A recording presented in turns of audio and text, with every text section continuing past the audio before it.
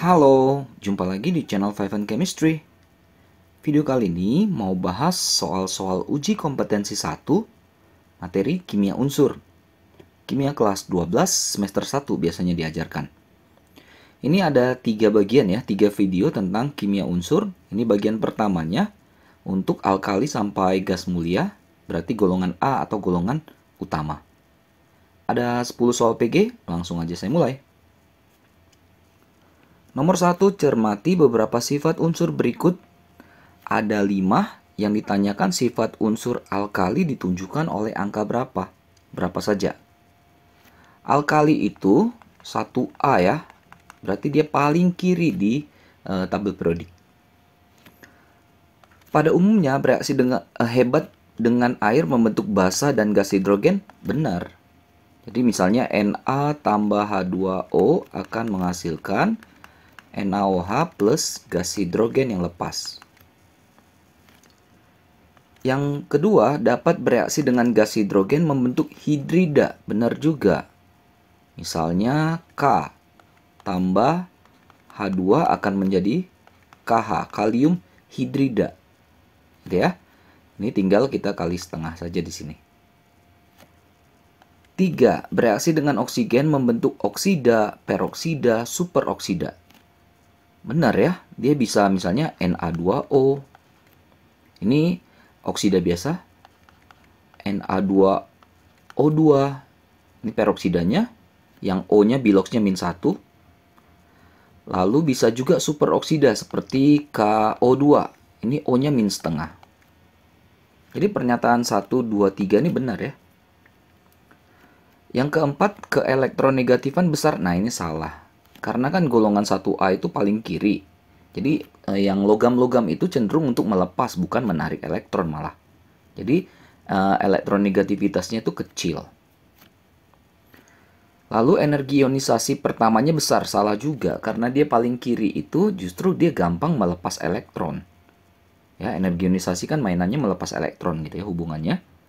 Jadi yang paling kiri itu paling gampang, jadi energi ionisasinya kecil. Berarti 1, 2, 3 benar, yang 4, 5 salah. Berarti yang A. Nomor 2, perhatikan gambar uji nyala dari ion alkali dan alkali tanah berikut. Ungu, hijau, biru, merah, kuning. Warna nyala dari ion CS2+ dan ion SR2+ berturut-turut gambar yang mana saja? Yang ungu nih yang pertama ya. Yang ungu itu K ya, berarti K+. Hijau itu cukup terkenal ya, itu si Ba di golongan 2, Ba2+. Nah, yang biru ini bisa ya, biru ini si CS ya. Lalu yang merah SR2+. Kuning itu juga spesifik itu untuk si Na+. Dihafalin ya, hafalan ya. Yang ditanya CS dengan SR berarti nih, biru dan merah di nomor 3 dan 4. Ada nih yang C. Nomor 3, silikon Si diperoleh dari reduksi pasir silika SiO2 dengan coke atau jelaga atau karbon dalam pemanas listrik.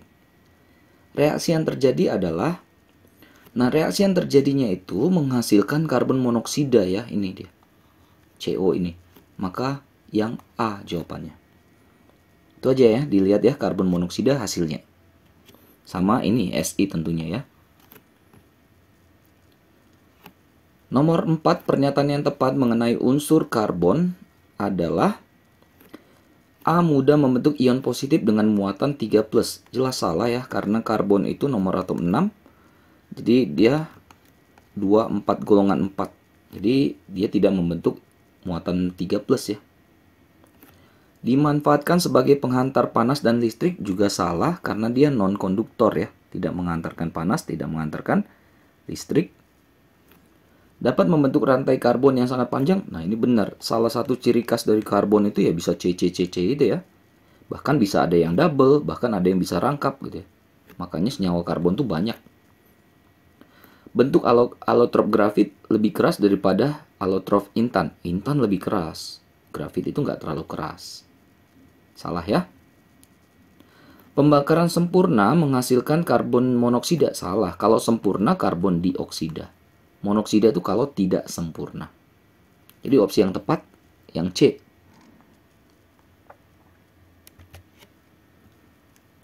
Nomor 5, unsur golongan 5A ini bersifat racun dan biasanya digunakan dalam pembuatan herbisida.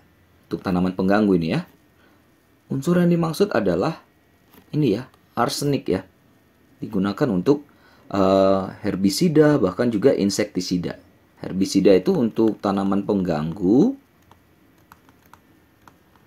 Kalau juga bisa kalau nggak salah untuk insektisida ya. Untuk serangga ya. Lalu nomor 6, pernyataan yang tepat mengenai unsur golongan 6A. Unsur golongan 6A itu oksigen, belerang atau sulfur, selenium, Se, tellurium, dengan juga PO ya, polonium. Lalu titik didih unsur-unsurnya di atas 1000. Wah, jelas enggak ya, karena oksigen aja udah pasti gas, jadi udah pasti nggak mungkin 1000. Belerang dibuat melalui proses Haber-Bosch. Salah, belerang ini fresh ya, fresh. Atau juga Sicilia. Oke, Haber-Bosch ini untuk NH3 amonia. Belerang dapat bereaksi dengan air dan bersifat toksik. Enggak, belerang nggak bereaksi dengan air. Oksigen punya bentuk alotrop berupa molekul ozon, O3I ya. Kan biasanya oksigen itu O2, tapi juga punya alotropnya bentuk lainnya, O3 atau ozon. Yang E, unsur-unsurnya bersifat logam. Ah, jelas salah. Karena oksigen aja pasti gas ya. Yang dadu untuk nomor 6-nya. 7, unsur ini terkandung dalam senyawa yang digunakan untuk membuat cetakan gigi dan pembalut patah tulang. Ion dari unsur ini juga dapat mengakibatkan air bersifat sadah. Unsur yang dimaksud juga terdapat dalam senyawa mana? Untuk cetakan gigi dan patah tulang, ingat ya, kalau orang patah tulang itu ya, itu kan dipakaikan gips ya. Nah, itu CaSO4. Ya, dalamnya ada ion Ca2+. Nah, ion Ca2+ itu juga yang membuat air menjadi sadah. Di samping ada ion Mg2+. Nah, jadi yang dimaksud adalah yang dadu ini. Yang A ini kan freon ya, tahu ya. KrF2 ini senyawa, mungkin kalau nggak salah senyawa pertama dari krypton ya, KrF2 ya. Ini oksidator yang super kuat. KNO3 bisa pupuk. Na2CO3 untuk industri-industri nih, sabun, deterjen gitu ya. Jadi yang dadu. Nomor 8, salah satu dampak negatif gas hasil pembakaran sempurna senyawa organik adalah pembakaran sempurna jadinya kan CO2 dan H2O. H2O-nya nggak mungkin masalah. Pasti yang dipermasalahkan CO2-nya. Kenapa? Karena CO2 itu dapat menyebabkan efek rumah kaca, ya kan? Tentunya ini pengetahuan yang familiar pasti ya, teman-teman bisa ya. Lalu 9, titik didih dan titik lebur unsur halogen sebagai berikut. Unsur halogen yang berwujud cair pada suhu ruang adalah FCl-BrIAt gitu ya. Ini dua ini gas, ini yang liquid ya, cair. Ini yang padat gitu. Tapi kan sebenarnya kita nggak tahu kan datanya ini yang mana yang termasuk CF, mana yang Cl, mana Br, mana I, mana At gitu ya. Belum tentu berurutan. Karena yang ditanya adalah pada suhu ruang. Pada suhu ruang kan kita anggap 25 derajat Celcius. Dia minta yang berwujud cair pada suhu ruang. Carilah yang titik didinya di atas 25 dan titik lelehnya di bawah 25. Nah, satu-satunya di antara PQRST yang TD-nya di atas 25 dan TL-nya di bawah 25 itu adalah yang Ki. Jadi, si BR ada di Ki ini. Yang dadu. Gitu ngelihatnya ya. Jadi kalau misalnya yang P ini 184 dengan 114 udah titik didih, titik lelehnya tinggi, udah pasti ini padatan pada suhu ruang. Kalau semuanya di bawah 25 ini kan minus, minus, minus, minus, minus, minus, udah pasti gas pada suhu ruang. Ini padat. Yang dadu, yang Ki ya. Nomor 10, kereaktifan unsur-unsur gas mulia sangat rendah. Karena apa? Ya jelas ya. Gas mulia golongan 8. A. Cuma si helium yang kestabilan 1s2 duplet ya. Kalau sisanya ke bawah itu pasti sudah belakangnya itu 8. Ya kan? NS2, NP6. Udah full semuanya. Ya, jadi S-nya udah full, P-nya sudah full. Ya, jadi udah stabil konfigurasinya. Ya udah wajar kereaktifannya rendah. Artinya menarik elektron tuh sulit dia. Bukan sulit, nggak mau. Kan udah couple-an semua dalamnya.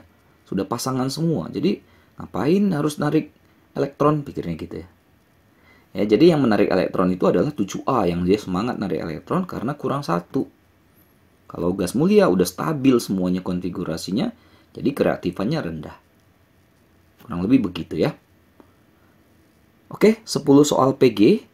Kimia unsur bagian pertama, golongan A, golongan utama. Mudah-mudahan bisa dimengerti, bisa dipahami. Mudah-mudahan bisa bantu buat kalian yang terutama sedang belajar materi ini. Untuk bagian 2, bagian 3-nya ditunggu ya di video berikutnya. Sampai jumpa dan bye-bye.